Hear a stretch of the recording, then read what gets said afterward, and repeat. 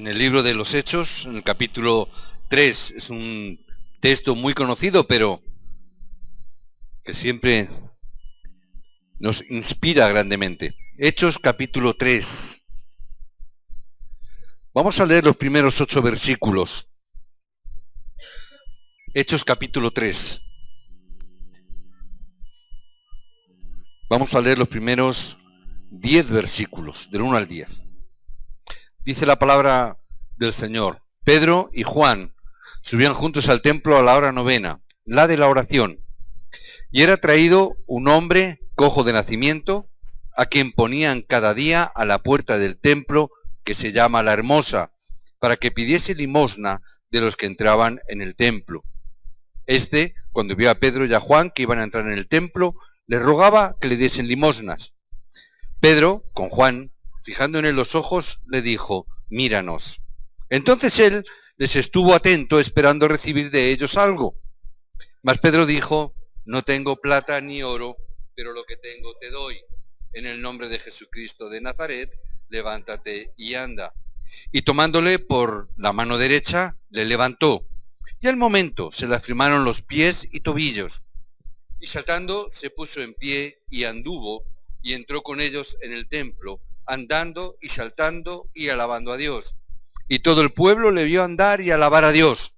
Y le reconocían que era el que se sentaba a pedir limosna a la puerta del templo, La Hermosa, y se llenaron de asombro y espanto por lo que había sucedido. Estamos viendo en la nueva cultura que existe en el mundo hoy, cómo en esta época, en la época donde países poderosos, Estados Unidos, por ejemplo, a la cabeza, países en Europa que están, o estamos, ya que pertenecemos a Europa, estamos siendo naciones aparentemente poderosas, ¿verdad? Australia, Canadá. Estamos viendo que en estos países, en estas naciones, en estos continentes, toda la cultura está siendo captada, todos los incrédulos están siendo capturados completamente por la cultura del diablo, por la cultura de Satanás. Es así. Acontecimientos increíbles pasan continua y constantemente en estas naciones, acontecimientos terribles, ¿verdad? A mí hace unas semanas, quiero recordar, mes y medio probablemente, me llamó profundamente la atención una noticia en el litoral, en el Mediterráneo, en el litoral español, en algunos cementerios de la región de Valencia, Alicante, habían encontrado restos de huesos fuera, en el suelo. Al poquito tiempo volvieron nuevamente a encontrar restos de huesos y restos de sangre y cositas de estas. Y la primera vez, quiero recordar, no dijeron nada, pero ya la segunda vez sí que insinuaron, dijeron que muy probablemente podía ser de ritos satánicos. Entonces estamos viendo cómo en países como España, que no es que seamos los primeros de Europa, pero tampoco somos los últimos, pero supuestamente civilizados, vemos cómo se están levantando iglesias satánicas y esas obras están ocurriendo.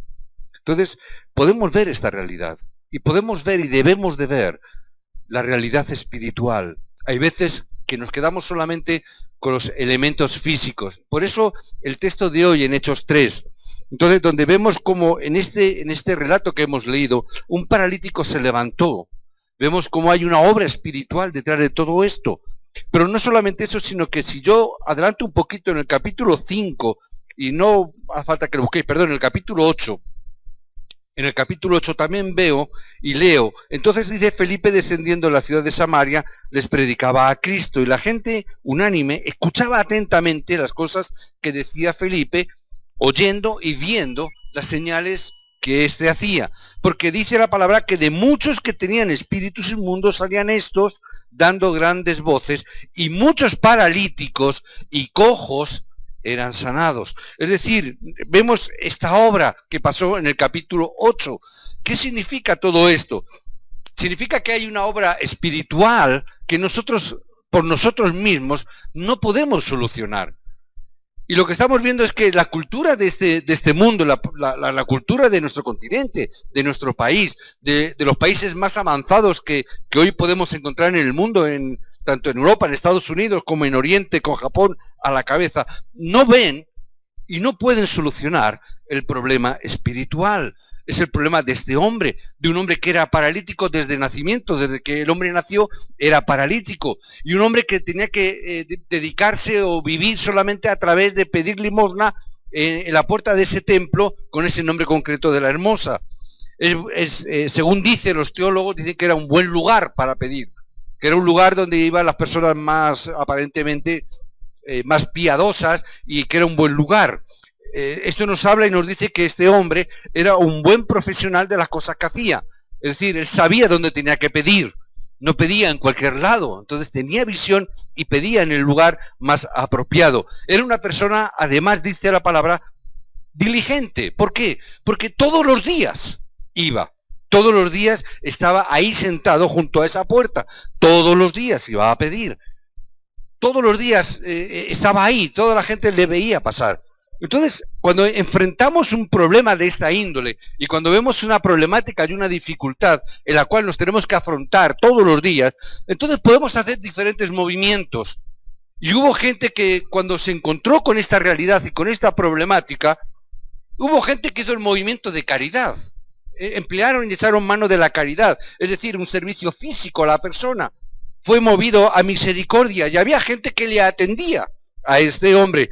Había gente que no solamente es que le daban una moneda, no, había personas, había gente que todos los días iba a buscarle a su casa, le cargaban y le llevaban hasta la puerta de la Hermosa y allí le ubicaban en el templo todos los días. Tú ves esto desde fuera y dices, este es un movimiento muy bueno, muy interesante. Porque, hombre, todos los días que tú vayas a buscar a un hombre, lo cargues y lo lleves a la puerta de la Hermosa y luego lo recojas y te lo vuelvas a llevar, pues caramba, es un trabajo, ¿verdad? Es una dedicación. Estos hombres tenían un buen corazón, tenían un gran amor, esas personas, muy probablemente por este hombre. Pero en realidad lo que se estaba haciendo es hacer un servicio que digamos solamente materialista o solamente que tiene que ver con el aspecto físico. ¿Por qué? Este hombre lo que pedía era dinero, lógicamente porque tenía que vivir, y pedía dinero todos los días, y probablemente le daban dinero en el templo. No sabemos cuánto le darían, posiblemente, bueno, pues unos días más que otros, ¿verdad? Pero vivía de ello, vivía de ello. También es verdad, y esto lo digo yo, es decir, no encuentro ningún argumento bíblico, pero a lo mejor probablemente incluso esos hombres que le llevaban, a lo mejor es porque cobraban algo, no lo sé. Quizás a lo mejor cogían dinero, este paralítico cogía dinero porque daba pena y luego decía, oye, mira, te doy tanto si me llevas o me traes. No lo sé. Pero la realidad es que no importa cuánto dinero pudiera coger, no importa si era mucho o era poco lo que le dieran. La realidad era que no podía cambiar el hecho de que era un mendigo. No importaba si un mes cogía mucho, otro mes cogía poco, o un día mucho, otro día poco, da igual cuánto cogiera. No dejaba de ser un mendigo. No dejaba de ser una persona que por su invalidez tenía que vivir a expensas de la caridad de los demás, de que le llevaran o lo trajeran, de que le dieran o le dejaran de dar. Es decir, nosotros en el mundo estamos muy hechos a hacer este tipo de cosas. Es más, las iglesias muchas veces nos movemos por este tipo de cosas, por los movimientos de caridad y hacemos obras de caridad. Y es verdad que tenemos incluso nuestras ONGs que levantamos, nuestras organizaciones, nuestras, etcétera. ¿Por qué queremos ayudar? El problema no es que eso sea bueno o malo, está bien. El problema es que no hacemos un movimiento espiritual, no hacemos el movimiento de la devoción. Nos falta la realidad espiritual de ver y abrir nuestros ojos para ver el verdadero problema espiritual de la persona. Muchas veces esto lo he hablado con María José, que es la que lleva el ministerio en Precomar, bueno, ahora en esta parte de allá abajo en la plataforma. Es decir, muchas personas van y yo muchas veces me dice, es que hay familias, hay personas, hay mujeres que van, pero que llevan yendo años, ¿verdad? Años. Cuando digo años, me refiero a muchos años. Entonces, se les da. Y María José cada vez que van, me consta, y yo he sido testigo, que les da una bolsa de comida o dos, depende de lo que haya. Y a la semana siguiente o a cuando, en fin, cuando tiene que ver, otra vez va, y otra vez va, y otra, y 1 año, y 2 años, y 5 años, y 7 años, y 9 años. Y siguen yendo. Es decir, está bien lo que hace María José, está ayudando a la persona, pero si no la persona entiende un poquito más allá, si no vemos el problema espiritual, esa persona no dejará de ir. Y a lo mejor un día, no lo sé, que a lo mejor María José llega un día y dice, mira, ya no te doy mal. Puede ser. No, creo que todavía no ha ocurrido casos de eso, pero puede llegar que diga, mira, fulanita, ya no te doy mal. No importa. ¿Por qué? Porque al lado está Cáritas. Y eso lo da Cáritas. Y si no está Cruz Roja, y si no está Pan de Vida, y si no está, no sé, alguna organización que me ha dicho Bucci esta mañana, ya no me acuerdo de los nombres, pero hay tantas organizaciones que están haciendo eso, que la persona va cubriendo las necesidades. Es más, yo recuerdo había épocas donde una persona iba, una misma familia, iba a Precomar, a la iglesia, a Cáritas, a Cruz Roja, a Pan de Vida. Iba a todas las organizaciones porque no había un control en un principio, como ahora está viendo. Significa, no deja de ser mendigo, no importa las bolsas que le den, no importa que se lleve 20 bolsas de comida, no deja de ser un mendigo. Necesitamos la realidad espiritual. Por eso Pedro habló con este hombre y le dijo, mírame. Y el hombre le miró y dijo, ya está, este me va a dar algo, me va a arreglar el día. Pero la respuesta de Pedro, que era ver lo espiritual, es no tengo ni oro ni plata, porque sabía que el hombre no era solo un mendigo. Vio con ojos espirituales, no solamente quedó viendo a un mendigo, sino vio lo que Dios podía hacer a través de ese hombre, que en ese momento era un mendigo, pero que Dios tenía un plan diferente. Nosotros tenemos que ver el plan diferente de Dios, sino quedarnos solamente con las cosas físicas, no solamente quedarnos con la imagen de un mendigo. Pedro vio el problema espiritual. Pedro vio la oscuridad que el hombre paralítico tenía. Vio esa oscuridad en la vida de este hombre. Lo más importante para Pedro no era darle una limosna. Probablemente podría haberlo hecho. Posiblemente no sería la primera vez que le viera, por cuanto dice la palabra que era costumbre de Pedro y de Juan pasar, o Lucas, pasar por allí todos los días, por cuanto era costumbre de ellos. Posiblemente más de una vez hubieran dado economía, pero no tenían los ojos espirituales como en este momento. No era el problema el dinero, no era problema que sea paralítico o la salud. La salud no es el problema, la salud no es el dinero. La salud, el problema es que ese hombre tenía que convertirse en un hijo de Dios. Ese era el problema. No era otro. Que Pedro vio que era un hijo de Dios. Tenemos que ver con los ojos espirituales. Pedro vio el problema. Hermanos, yo os bendigo en el nombre de Jesucristo en el día de hoy, para que los ojos espirituales se abran, para que veamos el problema espiritual real que hay en nuestro entorno, en nuestro alrededor.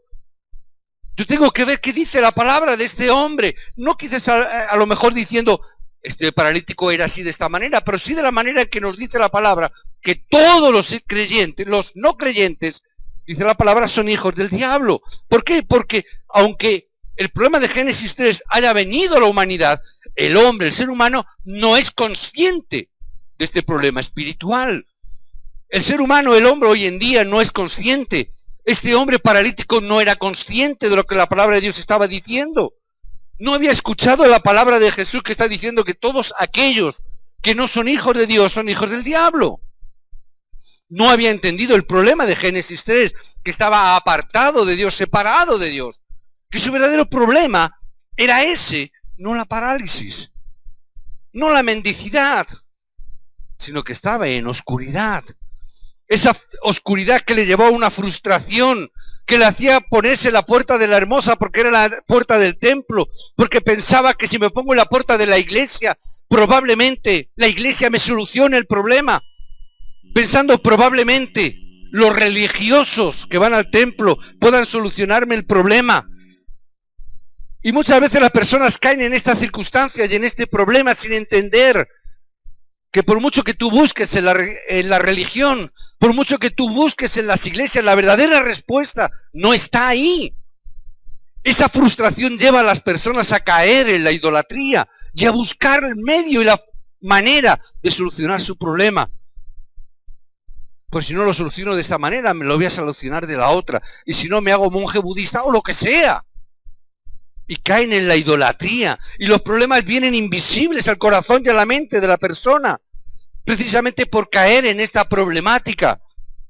Podemos ver cómo en los Estados Unidos, Europa, decía al principio, Canadá, es decir, por ser países que son poderosos económicamente, donde aparentemente viven en una abundancia, lo único que hacen estos países, como en Europa, es simplemente tratar de cubrir el problema espiritual.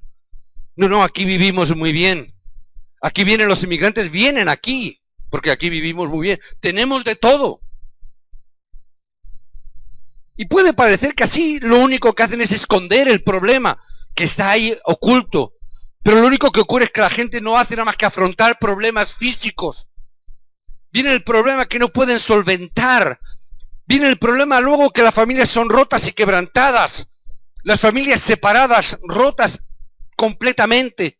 Los hijos están teniendo problemas, como en Estados Unidos, un porcentaje elevadísimo de jóvenes han probado la droga en algún momento de su vida. Esconden el problema, pero al final ese problema sale a la luz. Los problemas están ahí.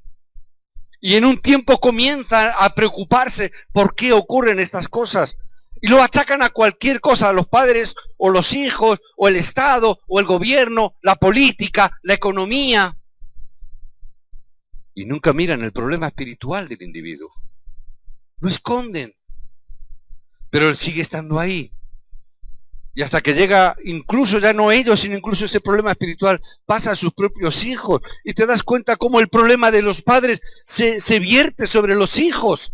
Y vemos que los problemas que los padres, y los errores de los padres, las equivocaciones de los padres, son repetidos en los hijos. Y tú llegas a plantearte cómo es posible que yo en mi casa he visto, por ejemplo, a mi padre agredir a mi madre. He visto la violencia de género en mi casa y de pronto, cuando yo me caso, me termino convirtiendo también en un golpeador de mi esposa. Y digo, ¿pero cómo es posible si yo aborrecía eso de mi padre y me he convertido en mi propio padre? Es el problema espiritual que pasa de generación en generación. Hijos que ven a sus padres beber. Y al final ellos terminan bebiendo. Hijos que ven cómo sus padres se separan. Y hay estadísticas. En Estados Unidos hay estadísticas de hijos de divorciados. El porcentaje que se divorcian de hijos divorciados es mucho mayor que el porcentaje de hijos de padres que no se han divorciado. Algo tiene que ver. Incluso que se han divorciado hasta 2 y hasta 3 veces. Y los hijos hay un porcentaje elevadísimo, más que los matrimonios que no se divorcian, donde los hijos se divorcian también 2 y 3 veces. ¿Por qué? Al fin y al cabo, es lo que ha visto en casa. Conocemos matrimonios que se han divorciado y todos sus hijos al final han terminado divorciándose también. ¿Por qué? Lo vi en mi casa, es normal. Es el problema espiritual que pasa de generación en generación para al final terminar sufriendo en la vida eterna también. No haber salida para esas personas. Por eso es tan importante que los creyentes se levanten. Por eso es tan importante que los creyentes se puedan estar levantando como se levantaron a lo largo de toda la historia de la iglesia. En todo momento se levantaron. Cuando los fariseos no entendieron y no creyeron en el mensaje de Cristo. Cuando esos fariseos que tenían que haber sido los primeros receptores del mensaje de Jesucristo, por cuanto eran los estudiosos, los que tenían en la Biblia, digamos, los rollos, los escritos, precisamente eran los que no creyeron. Y Dios tiene que levantar la iglesia primitiva en el aposento alto de Marcos. Tiene que levantarse con este mensaje y este evangelio para dar una respuesta al problema del hombre, que los fariseos no consiguieron porque no vieron el problema espiritual ¿Qué es lo que vieron? El estamento religioso. Vamos a levantar un templo, vamos a levantar un patio, y vamos a poner el patio de los creyentes y por allí los gentiles, para no mezclarnos, no vaya a ser que nos peguen algo, ¿verdad?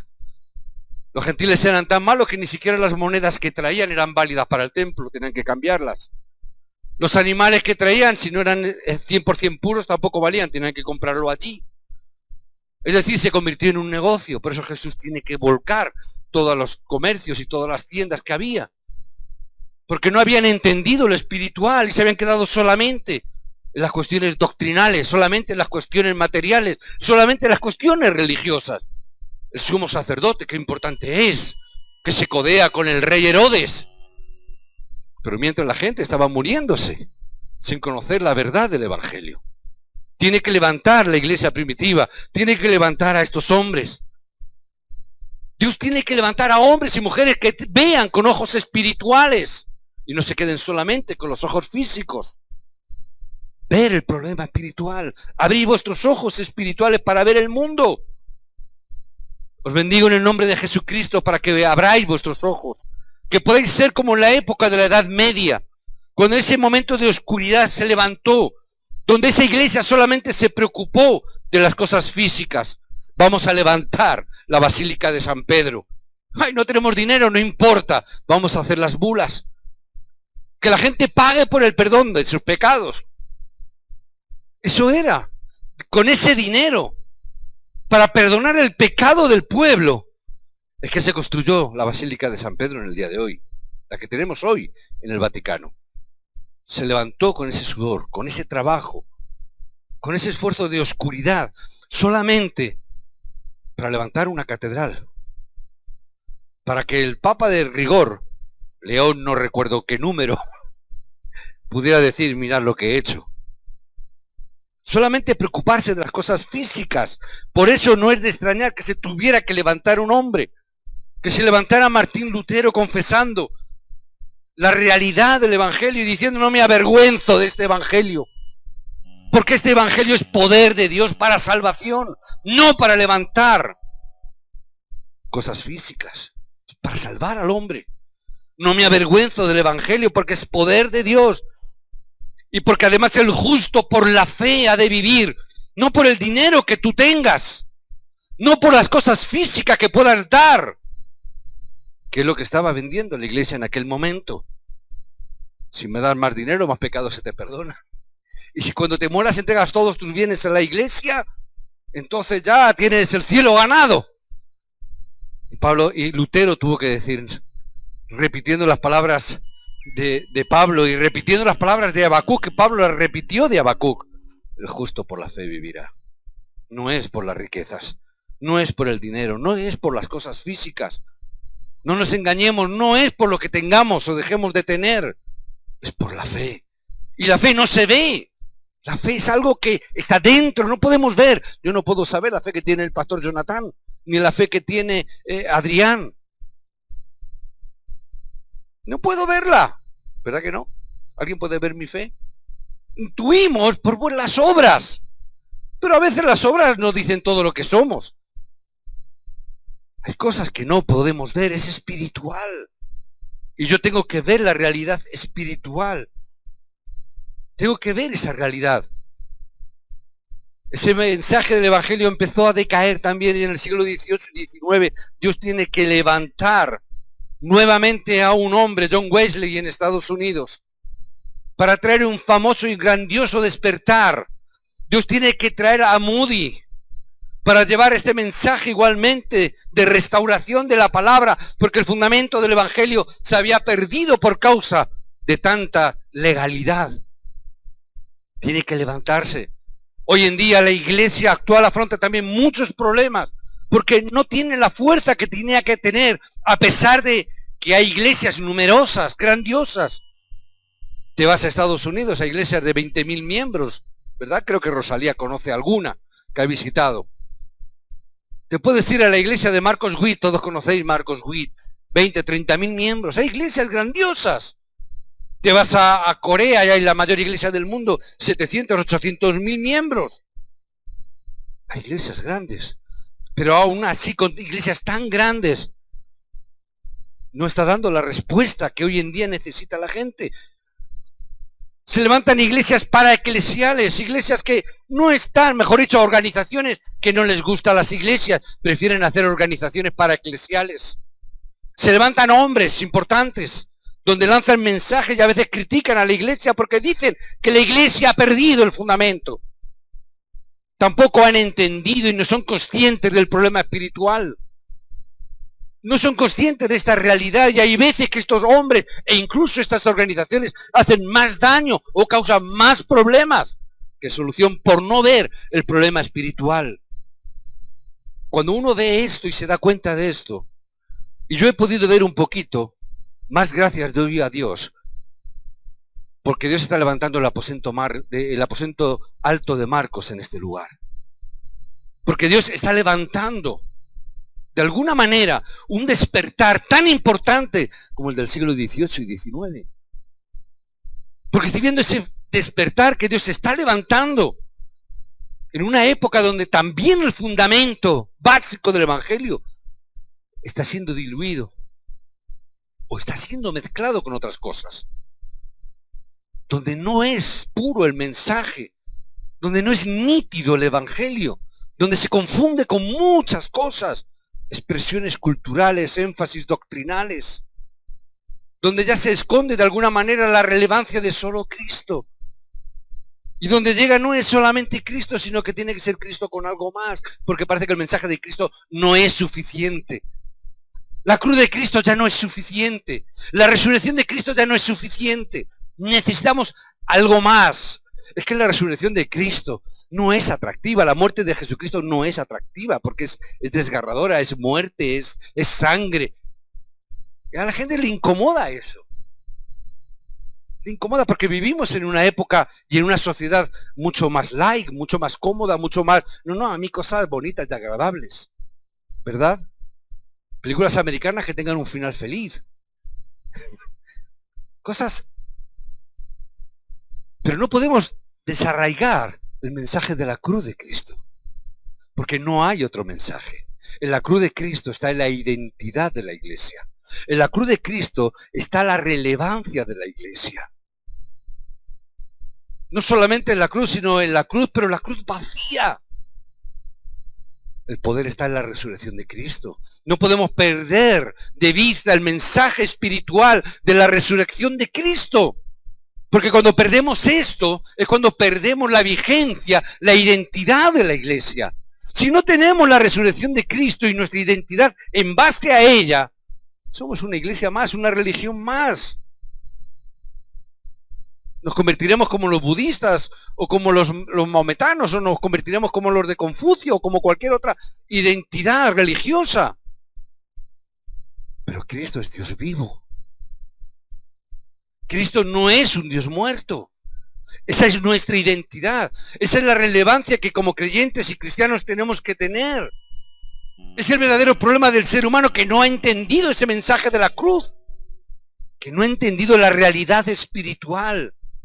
Si tus ojos se abren para ver esta realidad, si vemos la realidad espiritual por encima de las cuestiones físicas, tendremos respuestas.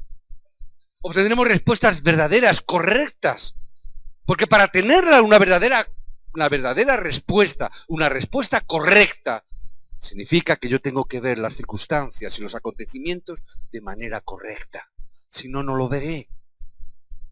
Si yo veo los acontecimientos y solamente lo veo por lo físico, voy a tener una respuesta a mi oración en lo físico. Y hay veces que no tiene nada que ver con lo espiritual.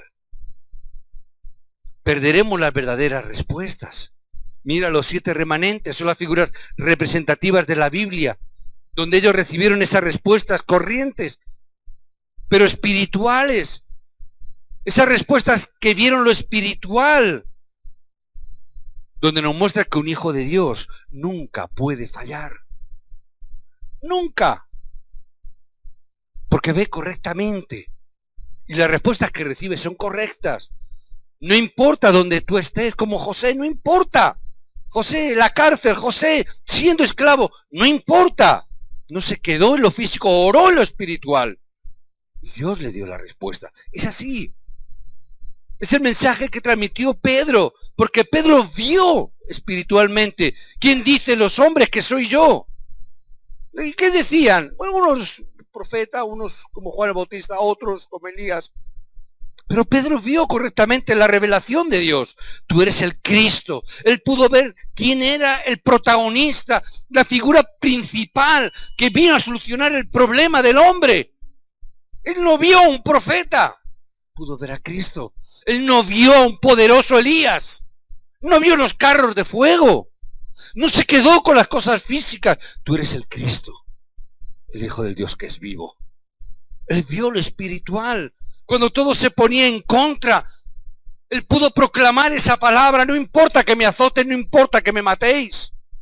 Yo he visto que este Cristo es el que Dios ha dado como el único nombre para dar salvación al hombre. No importa que le hayáis matado, Él ha resucitado. No importa que el mundo piense y crea. Uno de los mayores problemas que tuvo la iglesia primitiva en un principio fue precisamente la crucifixión de Jesucristo. ¿Por qué? Porque los judíos lo primero que pensaron, ¿cómo puede ser que el Mesías, el Hijo de Dios, pueda venir al mundo en forma de un simple hijo de carpintero? ¿Cómo puede ser que el Mesías, el Cristo, pueda morir como los malditos que mueren colgados de un madero? Porque todo aquel que muere colgado de un madero sea maldito. Ese es el problema que tenía el pueblo judío. No fueron capaces de ver la realidad espiritual. Se quedaron enganchados con lo físico. La gente veía al paralítico y solamente veía a un mendigo. Toma, una monedita. Pedro vio espiritualmente. Por eso tenemos que nosotros levantarnos con los ojos espirituales y recibir la fuerza, la verdadera fuerza que viene a través de ver correctamente con los ojos espirituales. A lo largo de la Biblia hay tantos casos que podría mencionaros. Tengo aquí anotados en Génesis 13, Abraham, Génesis 41, José, David, Primera de Samuel, Hechos, Pablo. Hay tantos relatos que pudiéramos decir, que pudiéramos ver cómo Dios provee de esa fuerza y de ese poder. Pero tenemos que llegar nosotros a nuestra propia conclusión. Yo tengo que llegar a mi propia conclusión. ¿Por qué la palabra y la Biblia nos dice que Dios nos dio la luz? ¿Por qué pensamos que la Biblia dice eso? Que Dios nos ha dado la luz, que vosotros sois la luz del mundo. ¿Por qué dice eso? Yo tengo que entender que cuando Dios me está diciendo que tú eres la luz del mundo, es porque yo estoy entendiendo que la humanidad ha caído completamente en la oscuridad. Y que yo tengo que levantarme. Porque la oscuridad de este mundo, en la cual el pecado y Satanás ha envuelto a la cultura y ha envuelto al hombre, ha envuelto a la humanidad, Dios nos ha levantado a nosotros. Por eso nosotros tenemos que ser capaces de ver todas las cosas con la perspectiva correcta del Evangelio. ¿Por qué me dice que yo sea la luz del mundo? Porque este mundo está en oscuridad. Porque este mundo necesita la luz. Por eso es que Dios lo levanta. Cuando tú entiendes esto, cuando puedes ver correctamente, es que entonces tendrás la verdadera felicidad. Porque la felicidad no te lo va a dar las cosas físicas. La felicidad no te la va a dar el dinero, no te lo va a dar la casa. La felicidad no te la va a dar el coche. La felicidad no te la va a dar porque ahora te compres el Samsung 7 Note, que es el más de todos los teléfonos. La gente hace cola y te tira durmiendo por la noche en la calle para conseguirlo. Leí una noticia ayer y dice, ¿merece la pena quedarse tantas horas esperando este teléfono? Y ponía, pues la verdad es que no. Y te ponía unas, no lo leí, pero ponía los motivos por los cuales no merece la pena. Pero en cambio, aún así, la gente va, se pelea y sale con su teléfono haciéndose la foto, ¿no? Con el teléfono y el son felices en ese momento. ¿Cuánto te dura? La verdadera felicidad, como el paralítico, no fue cuando le dieron las monedas. La verdadera felicidad del paralítico, ¿cuándo fue? Cuando pudo andar. Cuando pudo caminar y poder entrar al templo, glorificando y dando la gloria a Dios. Esa es la verdadera felicidad, no la moneda, no el teléfono, no el coche, no la casa, no es el dinero. Es poder dar con tu vida toda la gloria a Dios. es la verdadera felicidad. Cuando nosotros disfrutamos de esa verdadera felicidad, los tiempos cambian. Tu futuro cambia. Porque vas a afrontar tu futuro con otros ojos, con otra perspectiva.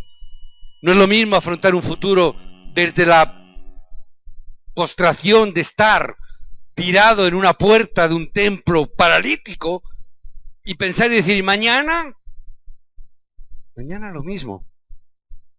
Y el año que viene, lo mismo, voy a estar aquí tumbado. En lo físico, ahí. ¿Cuánto tiempo?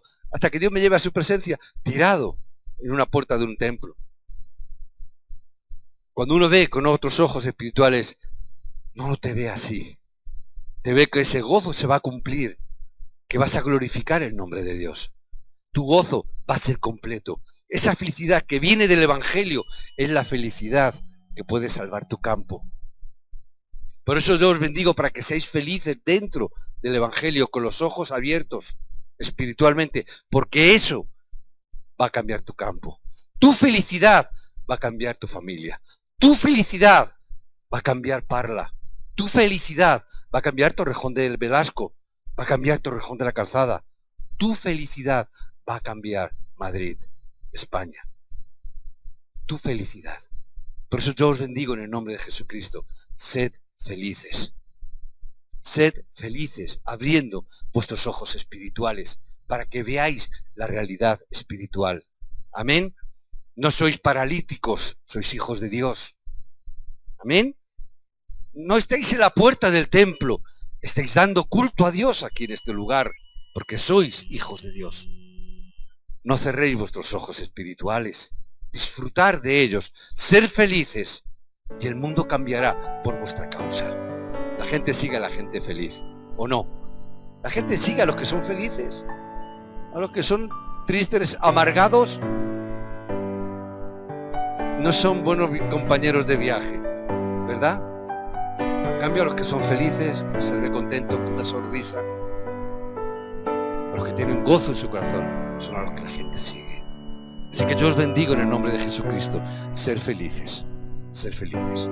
Ese es el plan de Dios. Abrid vuestros ojos y la felicidad será completa. Os bendigo en el nombre de Jesucristo. Amén.